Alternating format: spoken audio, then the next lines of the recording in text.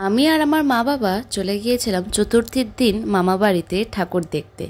আমার মামা বাড়ি তুফানগঞ্জ, যেটা হচ্ছে কোচবিহার ডিস্ট্রিক্টে পড়ে। তো দাদুর জন্য অনেক কিছু মিষ্টি সন্দেশ সব নিয়ে আমরা চলে গিয়েছিলাম মামা বাড়িতে। এটা হলো আমাদের পঞ্চমীর প্রথম ঠাকুর দেখা। সো এটা হচ্ছে কোচবিহার বাবুরহাটে আমরা প্রথম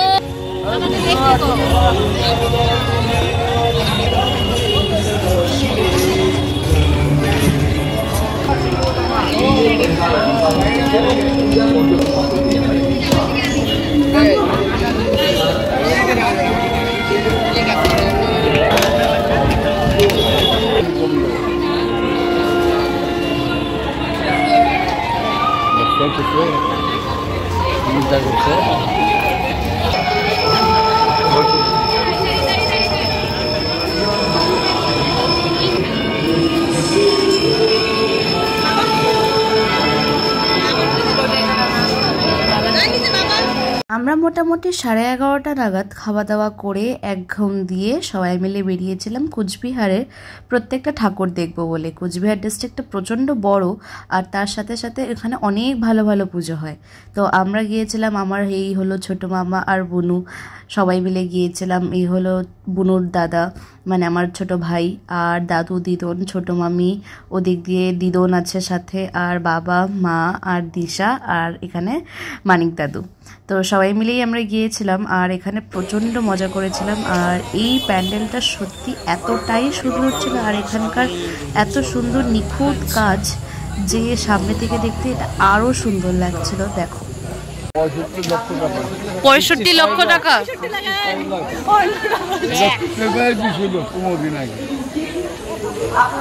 তখন তোর ভাবে নাই যে কি হবে, আসতে পারবে।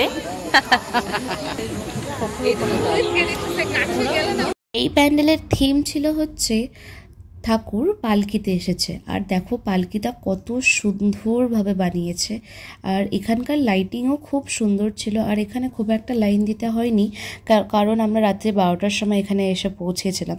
আর ভিতরে দেখো পাটের কাজ দিয়ে এত সুন্দর করে প্রত্যেকটা প্রতিমা বানানো। আর এখানে আমাদের সবার প্রিয় জুবিন সিঙ্গারকে এখানে সম্বর্ধনা দেওয়া হয়েছে। প্যান্ডেলটা হয়তো না দেখলে জানতামই না কোনোদিনও যে পাটের এত সুন্দর সুন্দর কাজ করা যায়।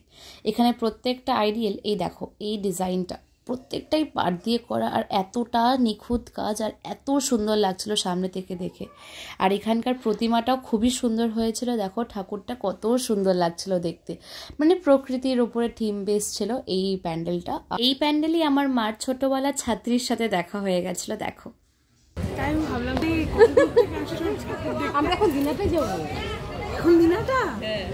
রাত্রি বাজে 12:30, আর তোমার পান খাওয়া শেষ হয় না দিদন? হ্যাঁ, ঘুম পাড়তে দিলাম না। দাদু দেখো তো কত কষ্ট করে হাঁটছে। হ্যাঁ, তোমার এনার্জি নাই বুঝি পান খাওয়ার? দেখো রাত্রি বাজে 12:30, দিদনের পানের পোটলা খুলে গেছে। হ্যাঁ,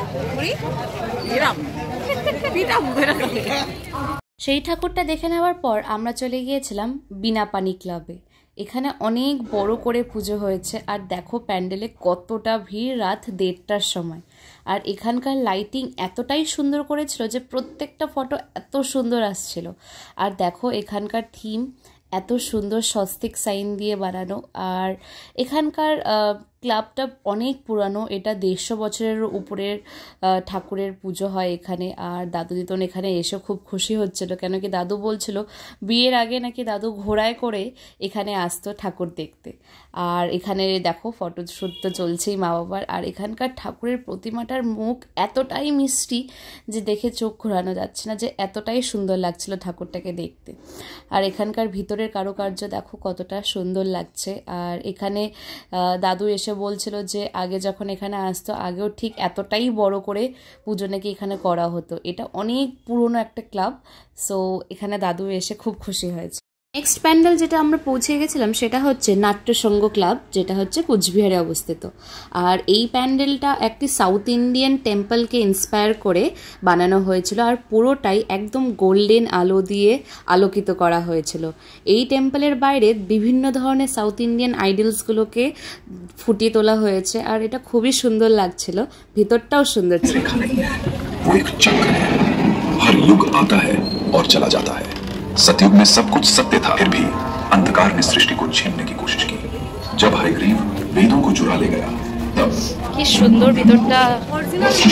হ্যাঁ तभी प्रलय की आहट हुई और विष्णु मत्स्य रूप में प्रकट हुए, देवों को वापस लाने और जीवन को संभालने। देवता और दानव अमृत की खोज में समुद्र मंथन कर रहे थे, लेकिन उनका अचानक तब विष्णु ने और पर्वत को खींच लिया। हिरण्यकश्यप ने হ্যাঁ হ্যাঁ রাম মন্দির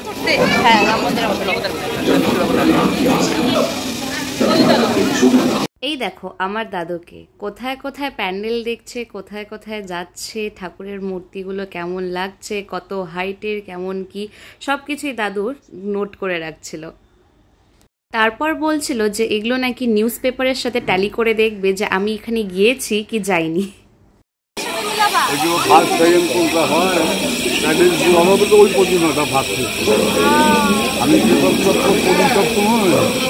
হলো কোচবিহার ক্লাব কমিটির দুর্গাপুজো, যেটা হচ্ছে বানারহাট উল্টো ঘরের থিম। সুন্দর লাগছে, উল্টা ঘরের থিম দিয়ে বানানো এই প্যান্ডেলটি।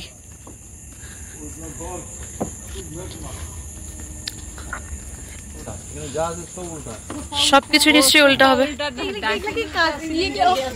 দেখ সোফা উল্টা, সব হেরিকেনটা উল্টা। এই দেখ ডাইনিং, গ্যাস, ওভেন, তারপর এই দেখ এখানে জিনিসগুলো এটাকে কম ভারী কাঠের চেয়ার ভারী হবে না রে, আরে ভারী আসল কাঠে না না না কাঠে রে, এর উপর দিয়ে সিলিং থেকে কিছু একটা সেট করছে। কেমন দারুন দারুন, ওই যে শিকল দিয়ে বাঁধছে, যে বাঁধ এই জালবাড়িটা উল্টা জালবাড়িটা এমন করে হইতো। এবার আমরা পৌঁছে গেছিলাম আমাদের জেলার সবথেকে ভাইরাল একটা প্যান্ডেলে, যেটা হলো রকি ক্লাব কোচবিহার। এই প্যান্ডেলটা পুরোপুরি থিম হয়েছিল গাছের উপরে। এখানে গাছ দিয়ে পুরো প্যান্ডেলটাকে বানানো হয়েছিল। বিভিন্ন ধরনের ফুল গাছ, মানি প্ল্যান্ট, যত ধরনের শো প্ল্যান্টগুলো হয় বাড়িতে লাগানোর, সমস্ত ধরনের গাছ দিয়ে এই প্যান্ডেলটা বানানো হয়েছিল। পার্টিকুলারলি আমার মার তো এই প্যান্ডেলটা ফেভারিট আর খুবই পছন্দ হয়েছে, কেন কি আমার মাও একজন গাছপ্রেমী মানুষ। আর এখানে সবাইকে বলছিল এটা এই গাছ, সেটা সেই গাছ। এই দেখো, আপনার কেমন লাগছে? এই থেকেও দারুণ, বেস্ট।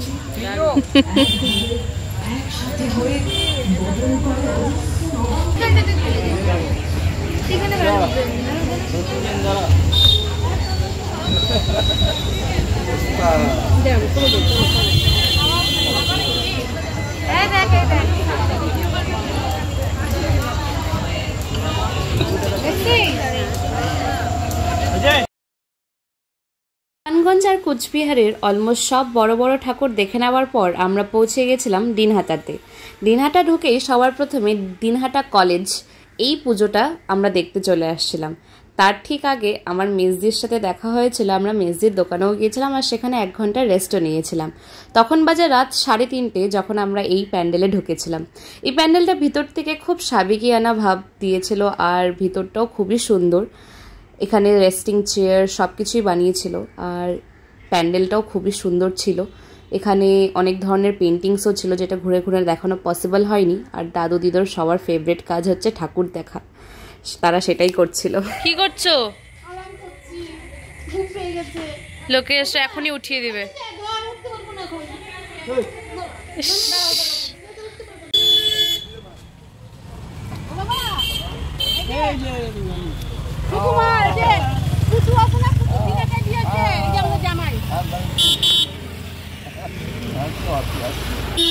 মাটির টানে স্বজন প্রাণে, এটা ছিল এই প্যান্ডেলের থিম। এটা হলো দিনহাটার অন্যতম সেরা পুজো, সেটা হলো বোর্ডিং পাড়া ময়দান। এই প্যান্ডেলের থিম ছিল কৃষিকাজ। এখানে ফার্মার্সরা কত ধরনের কত কষ্ট করে আর কতভাবে আমাদের প্লেটে অন্ন তুলে আনে সেটাই এখানে বোঝানো হয়েছিল। এই প্যান্ডেলটা পুরোপুরি অলমোস্ট 90% বাঁশ দিয়ে বানানো হয়েছিল আর বাকি 10% মাটি দিয়ে বানানো হয়েছিল। প্যান্ডেলের ভিতরে ঢুকতেই খুব সুন্দর একটা মিষ্টি মাটির গন্ধ চারিদিকে ছড়িয়ে গেছিলো। আর মূর্তিটা এই প্যান্ডেলের এতটাই মিষ্টি ছিল যে এরকম মূর্তি হয়তো আমরা এর আগে আবার আজকে এতগুলো ঠাকুর দেখার পরও দেখিনি। এখানে খড়ি মাটি দিয়ে অনেক কিছু বানানো হয়েছিল। আর জাস্ট দেখো ভোর 4টার সময়ও কতটা ভিড় ছিল। আর দেখো এই সেই মূর্তি, কতটা সুইট আর কিউট লাগছে মা দুর্গাকে। আর এখানে আমরা অনেক ফটোসও তুলেছি, বাট এই প্যান্ডেলটা জাস্ট ছেড়ে দিতে ইচ্ছে করছিল না এই মাটির গন্ধর জন্য। চলে আসলাম দিনহাটার অন্যতম একটি সেরা পুজো, যেটা হলো এবিপি আনন্দ আর ডিস্ট্রিক্টের মধ্যে সবথেকে সেরা প্রতিমার অ্যাওয়ার্ড পেয়েছে। এটা হলো দিনহাটার স্বাধীন ক্লাবের পুজো। এই প্যান্ডেলে এতটা ভিড় দেখে তো বুঝতেই পেরে গেছিলাম যে হ্যাঁ, মূর্তির মধ্যে নিশ্চয়ই কোনো আভিজাত্য ভাব তো আছেই। আর এই প্যান্ডেলটা দেখো কতটা সুন্দর ছিল। আর হ্যাঁ, একটা জিনিস যেটা না বললেই নয়, আমার দাদু সবসময় দিদনের সাথে আর দিদন সবসময় দাদুর সাথে, কখনো না দিদন দাদুকে ছাড়ে না দাদু দিদনকে ছাড়ে। তো এই জিনিসটা দেখে এতটাই ভাল লাগলো যে এই মোমেন্টেও এসে, এই পয়েন্ট অফ লাইফ, এই স্টেজেও এসে যে তারা কখনো একে অপরকে ছাড়ে না। তো লোক দেখে তো আমরা বুঝতেই পারছিলাম যে ভিতরে নিশ্চয়ই আরও ভিড় হবে, আর ঠিক তাই হলো। আমরা লাইনে অলমোস্ট 10 থেকে 15 মিনিট ছিলাম এই ভোর 3:45-এর সময়, কিন্তু তাও কারো মুখে কোনো টায়ার্ডনেস বোঝা যাচ্ছিল না। সবাই খুব এনার্জি নিয়ে ঠাকুর দেখছিলাম আমরা। আর এটা হলো প্রথমবার যখন আমি আমার দাদু দিদনের সাথে ফার্স্ট টাইম হোল নাইট ঠাকুর দেখছিলাম। আর দেখো এখানে ঠাকুরটা কত সুন্দর লাগছে, এই গোল্ডেন লাইটটা পড়াতে ঠাকুরের মুখটা যেন আরও সুন্দর লাগছে। আর ভিতরে দুর্গা ঠাকুরের মুখ দিয়ে পুরো প্যান্ডেলটা করা, এত সুন্দর লাগছিল। সবাই সবার ফ্রেমবন্দি করছিল এই মুহূর্তগুলো। আর দাদু ভাবছিল ভোর 3:45-টার সময় এখানে এত ভিড় কী করে হতে পারে। আমরা পৌঁছে গেলাম একটি ইউনিক প্যান্ডেলে, সেটা হলো বলরাম মন্দির প্যান্ডেল। এখানে খুব ইউনিকভাবে প্যান্ডেলটা বানানো হয়েছিল, সাজানো হয়েছিল। সেটা হলো কলা গাছ আর এই হলো আখের গাছ দিয়ে। এত সুন্দর লাগছিল, আর নিচে একটু জল জলও ছিল, আর খুব সুন্দর লাগছিল। আর দেখো এটি একটি সাউথ ইন্ডিয়ান থিম করে বানিয়েছিল। আর মা এই মুখোশটার সামনে দাঁড়িয়ে এই ড্রাম বিট করার অ্যাক্টিং করছিল, আর খুব সুন্দরও লাগছিল। এখানে দাঁড়িয়ে ফটোগুলো খুব সুন্দর আসছিল। আর এখানে অনেকটা আলো ছিল, কিন্তু দেখো এখানে ঠাকুরের মুখটা কত সুন্দর লাগছে। একটু আলাদা রকম ঠাকুর, কিন্তু হ্যাঁ সত্যি খুব সুন্দর লাগছে। কিন্তু এই প্যান্ডেলের সাজানোটাও আমার খুব ভালো লেগেছে। দেখো এখানে কত ধরনের মুখোশ দিয়ে প্যান্ডেলটা সাজানো। এখানে মুখোশগুলোর নাম তো ঠিক জানি না, কিন্তু হ্যাঁ একজন বলছিল, সেটা ঠিক মনে নেই আমার। আর এখানে দেখো কত সুন্দরভাবে প্যান্ডেলটাকে সাজানো। এবার চলে আসছিলাম আরেকটা অতি সুন্দর প্যান্ডেলে, যেটা হলো প্রেম মন্দির থিম করা। আর দেখো লাইটিংটা কত সুন্দর লাগছে। আর চারিপাশে রাধাকৃষ্ণের রাসলীলার অনেক ধরনের ফটো দিয়ে সাজানো। আমরা ভিতরে ঢুকে গেছিলাম, আর এখানে ঢুকেই দাদু দিদন তো খুব খুশি হচ্ছিল, কারণ যদি বৃন্দাবন এখনও দাদু দিদন যেতে পারেনি, যদি না যেতে পারে, এখানে এসে দাদু দিদনের খুব মনটা শান্তি হয়ে গেল। আর এইটার ওপেনিং করেছে ভাগবত প্রভু, আমরা তো সবাই তিনাকে চিনি। আর ভিতরটাও দেখো প্রেম মন্দিরে যেমন ভিতরটা হোয়াইট মার্বেল দিয়ে সব কিছু করা, ঠিক সেরকমই ভিতরটাও করা। আর রাধারানী আর কৃষ্ণর এত সুন্দর সুন্দর মূর্তি চারিপাশে সাজানো, যে ভিতরটা একটা আলাদাই অনুভূতি ছিল। আর এখানে সবাই খুব এনজয়ও করছিল, কারণ কি ভিতরটা প্রচুর ঠান্ডা ছিল। এই প্যান্ডেলের দুর্গা প্রতিমাটাও খুবই সুন্দর হয়েছিল। দেখো একটা দারুণ জিনিস, যেটা তোমাদের না বললেই নয়, সেটা হলো আমরা যখন এখানে ঢুকছিলাম তখন লাইট ছিল, রাইট? দেখতে পাচ্ছ সারা রাত ঘোরার পর জাস্ট আমরা ঢুকে বের হচ্ছি ঠাকুর দেখে, মানে প্যান্ডেলটা দেখে। সি এতটা আলো হয়ে গেছে যে লাইট অফ হয়ে গেছে। দি লাকি ওয়ান যারা হচ্ছে লাইটটা দেখতে পারলো, বাস ভাবো।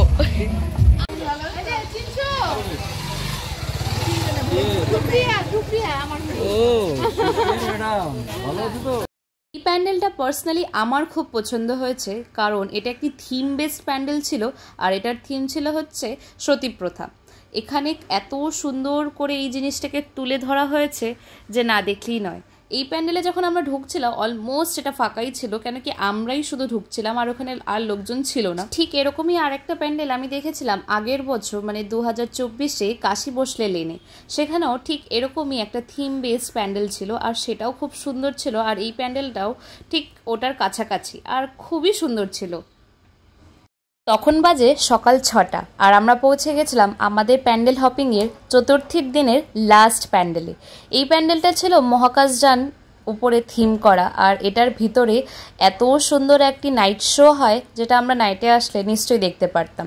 কিন্তু হ্যাঁ, এখানে অনেক কিছু জানার রয়েছে। এখানে যখন শোটা হয় তখন যেমন কলকাতায় বিড়লা তারামণ্ডলে শোগুলো হয়, ঠিক সেরকমই এখানেও খুব প্রজেক্টরের সাহায্যে খুব সুন্দর করে সাজানো থাকে। আর দাদু দিদন তো একটু হয়রানি হয়ে গেছিলো, কিন্তু হ্যাঁ, আমরা প্যান্ডেল হপিং খুব সুন্দর করেই করলাম।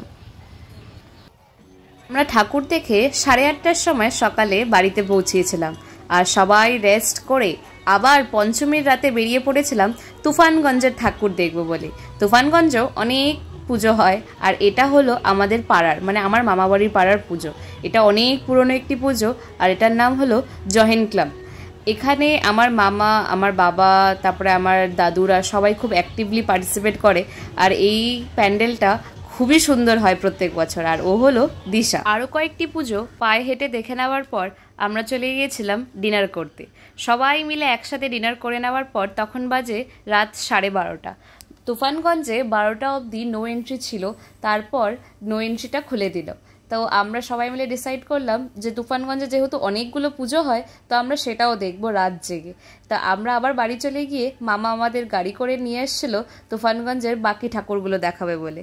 আর এটা হলো একটি অনেক পুরনো একটি ক্লাব, আর এখানে অনেক ধরনের ফটোজেনিক প্লেসও বানিয়ে রেখেছিল। এই প্যান্ডেলটাও প্রকৃতির উপরেই ডিপেন্ড করেছিল, আর এখানেও এত সুন্দরভাবে প্রকৃতি আর আমাদের গ্রাম্য পরিবেশটাকে ধরে তুলেছিল যে এগুলো দেখলে ঠিক ছোটোবেলার কথা মনে পড়ে যায়। এখানে অনেক ধরনের জিনিস ছিল যেটা এখন আর ইউজ হয় না, কিন্তু হ্যাঁ, ছোটোবেলায় এগুলো আমরা সব দেখেছি। এই দেখো, এই ঢেকির আওয়াজ শুনে কে কে ঘুম থেকে উঠেছে নিশ্চয়ই কমেন্ট করে জানাবে। আর এখানে এত সুন্দরভাবে চারিপাশটা সব জিনিস দিয়ে সাজানো ছিল যে দাদু দিদন দেখলে খুবই খুশি হতো। কিন্তু হ্যাঁ, পরপর 2টো রাত তাদেরকে জাগিয়ে রাখার কোনো মানে হয় না, তাই আমরা এই রাতে দাদু দিদনকে নিয়ে আসিনি। আর দেখো, প্যান্ডেলের ভিতরটাও কত সুন্দর দিয়ে কুলো দিয়ে সাজানো। আর হ্যাঁ, এই প্যান্ডেলেও প্রতিমাটাও খুবই সুন্দর ছিল। আর দেখো, এখানে চালের বস্তা, মানে অন্নের বস্তা দিয়ে এখানে সুন্দর করে সাজানো। এই প্যান্ডেলের ভিতরে অনেকটা স্পেস ছিল, অনেকটা বড় জায়গা দিয়ে বানানো। মোটামুটি আমরা 10টা বড় বড় ঠাকুর দেখে নিয়েছিলাম তুফানগঞ্জে সেই রাতে, আর এটা ছিল আমাদের শেষ প্যান্ডেল। আর হ্যাঁ, এই ভিডিওটা তোমাদের কাছে অনেক পরে পৌঁছাচ্ছে, তো বড়দেরকে আমার প্রণাম, শুভ বিজয়ার, আর ছোটদেরকে আমার অনেক অনেক ভালোবাসা।